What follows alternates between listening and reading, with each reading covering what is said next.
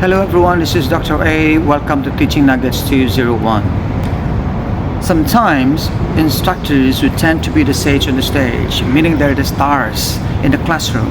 They're the ones speaking, they're the one explaining, they're the one doing almost everything in the job. They dominate the speaking or the talking time. Now the question is, because sometimes I am being asked by my trainees, okay, Dr. A, how do I have to connect with my trainees or learners? Well, very simple. So how do you connect with students? Do not tell them, because when you tell them, that is teacher-centered approach. Again, you are the sage on the stage, so you spoon feed them. So telling them is like, for example, there are 3 elements of fire.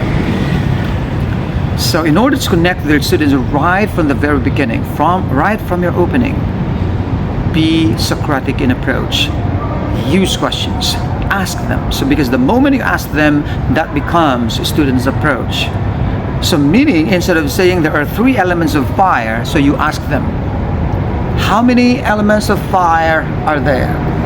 And in that way, you are already connected. So the students start thinking, and you now elicit their answers. So this is very important. Elicit answers whenever possible. Okay, so look at your intended learning outcomes, or this is the ILO.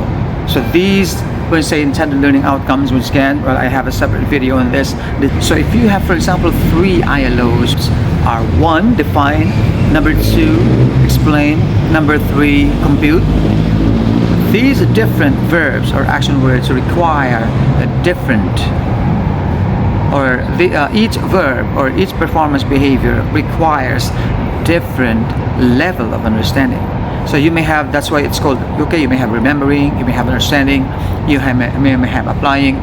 So the highest could be creating. So there are 6, okay, there are 6 levels in the taxonomy.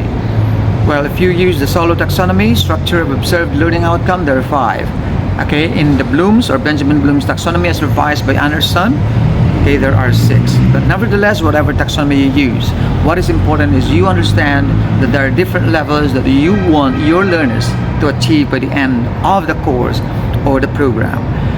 So now it is important to understand about the timing. So if you have a lower ILO, so shorter the time, okay, so you have higher ILO, the higher the time or the bigger the time.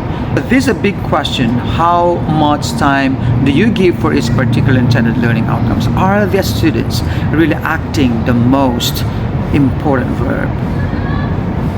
Okay, so again, our concern is how to connect the students and always understand, so this very important theory, that it is what the students do that they learn, not what the teacher does. So engage the students in the intended learning outcome.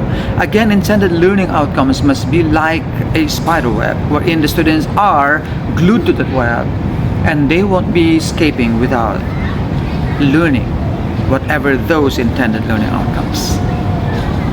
Thank you for listening. I hope you learned something. Thank you very much.